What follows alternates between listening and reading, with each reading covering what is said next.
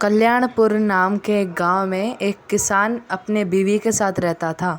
वो बहुत गरीब था और वो गांव के ज़मींदार के खेत में काम किया करता था। ज़मींदार उससे कहता है कि तू कैसी सफाई करता है घर की। फिर वो जवाब देता है कि मालिक, मैंने तो अच्छे से सफाई की थी। फिर वह ज़मींदार गुस्सा में उससे कहता है कि ऐसे मेरे से क्यों बात कर रहा है, इतनी ऊंची आवाज़ में कोई बात करता है। वो उसे कहता है बस चुप कर और जल्दी जल्दी घर की सफाई कर। फिर वो किसान, उसका नाम था मोहन, वो पूरे घर की अच्छे से सफाई कर देता है। वो उस ज़मींदार को कहता है कि मेरा अभी तनख्वाह दे देंगे मुझे, क्योंकि महीना ख़त्म हो गया है। फिर वह ज़मींदार बोलता है तनख्वाह, कैसी तनख्वाह?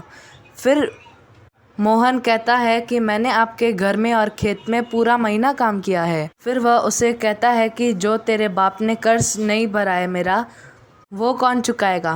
कोई पैसे नहीं मिलेंगे तुझे। वह कहता है कि मेरे घर में 2 दिन से खाना नहीं बना है। फिर वह उसे सिर्फ एक नोट फेंक के दे देता है और कहता है कि ये ले।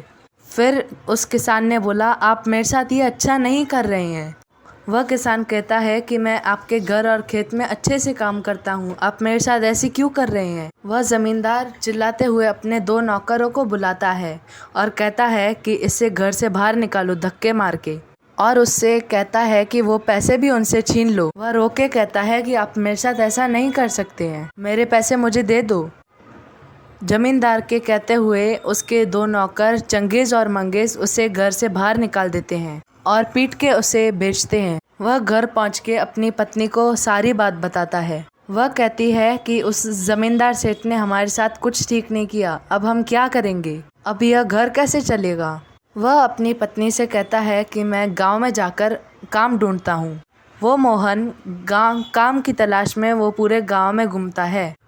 वहाँ पर उसको गांव के सरपंच मिलते हैं और उससे पूछते हैं कि क्या हुआ, ऐसे क्यों बैठे हो, आज तुम जमींदार के यहाँ काम नहीं करने गए? मोहन जवाब देता है कि वह जमींदार बहुत बेकार है, मुझे उसने काम से निकाल दिया। मोहन सरपंच को सारी बात बता देता है। सरपंच उसे कहता है कि तुम परेशान मत हो, उस जमींदार से पूरा गाँव परेशान है, तुम मेरे यहाँ काम करो। मोहन कहता है हाँ ठीक है, आपके लिए मैं काम करूँगा, मुझे वैसे भी काम की बहुत ज़रूरत है। सरपंच कहते हैं मेरा एक पुराना खेत है, वहाँ पे मैं किसी को काम करने के लिए ढूंढ रहा था। सरपंच कहते हैं मोहन, तुम मेरे खेत में कल से ही आकर काम कर लेना। मोहन सरपंच को कहता है आपका बहुत धन्यवाद, मैं आपको एक भी शिकायत की कोई भी मौका नहीं दूंगा। अगली सुबह मोहन उस सरपंच की खेत में जाकर देखता है। वह कहता है अरे अरे, ये खेत तो पूरा खराब है, लगता है कि किसने काम नहीं किया है यहाँ पे बहुत सालों से। चलो, अब उस सरपंच जी ने काम दिया है तो मुझे वहाँ पे काम करना ही होगा। मोहन खेत में काम करना शुरू करता है और खेत को खोदते खोदते शाम हो जाती है तो फिर वह अपने घर जाता है। वह अपनी पत्नी को बुलाता है और वह कहती है कि मैं आपका बहुत देर से इंतज़ार कर रही थी। मोहन जवाब देता है कि मुझे 1 गिलास पानी तो देना, मैं आज खेत में काम करते करते बहुत थक गया हूँ। मोहन कहता है कि मैं आज बहुत थक गया हूँ क्योंकि उस सरपंच जी के खेत में कुछ काम नहीं हुआ है, लगता है वहाँ पे सालों से किसने काम नहीं किया है। उनकी पत्नी ने कहा कि वहाँ पे आपको फिर बहुत मेहनत करनी पड़ेगी। फिर मोहन ने जवाब दिया कि हाँ, मेहनत करेंगे तभी तो फल मिलेगा। अगली सुबह मोहन सरपंच की खेत में जाता है और खेत में खोदना शुरू कर देता है। जब भी वो जोर से अपनी खेत खोदने वाली हथौड़ी को जोर से मारता है, तभी उसे टंग करके आवाज़ आती है।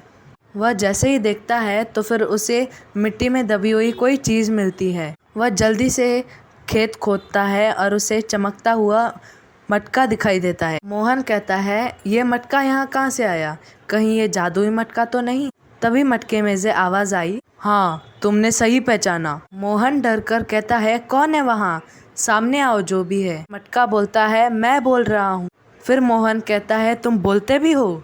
फिर मटका कहता है मैं एक ऐसा जादुई मटका हूँ जो मुझे पाकर खुश भी रह सकता है और उसकी जान भी जा सकती है। मोहन कहता है वो कैसे?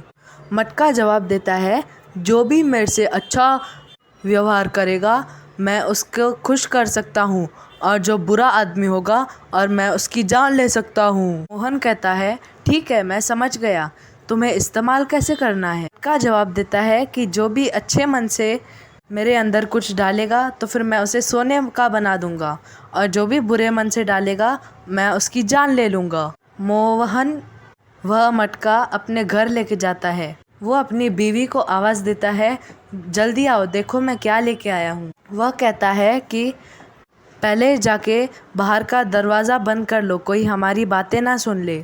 उसकी पत्नी बोलती है अभी तो बताइए ये कैसा मटका है और ये चमक क्यों रहा है। मोहन कहता है मटका में जो भी सामान डालेंगे वो सोने का बन जाएगा। मोहन उसे समझाता है कि जो भी उसे अच्छे मन से मटके में कुछ डालेगा तो फिर वो सोने का बना देगा, जो भी बुरा इंसान उसे इस्तेमाल करेगा तो फिर वह उसकी जान ले लेगा। फिर उसकी पत्नी बोलती है घर में कुछ नहीं, बस एक आलू पड़ा है।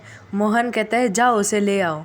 मोहन की पत्नी आलू लेकर आके उसे दे देती है। जब मोहन आलू को मटके में डालता है तब वहाँ से एक चमक निकलती है और फिर वो आलू सोने का बन जाता है। फिर मोहन कहता है इस आलू को मैं सुनार को बेच के आता हूँ और फिर घर में खाने की चीज़ लेके आऊँगा। मोहन आलू के लेकर सुनार के पास उसे बेचने के लिए जाता है। मोहन सोने के आलू को बेचकर घर के राशन का सामान लेके आता है। ऐसे ही करते करते दिन बीतते जाते हैं और वो मोहन अपनी झोपड़ी को अच्छा सा घर बना देता है। यह देखकर उस जमींदार के नौकर आके देखकर हैरान हो जाते हैं और जमींदार को जाकर सारी बात बताते हैं। वह जमींदार हैरान हो जाता है और उन दोनों नौकरों को कहता है कि जाओ उसे मेरे पास लेके आओ।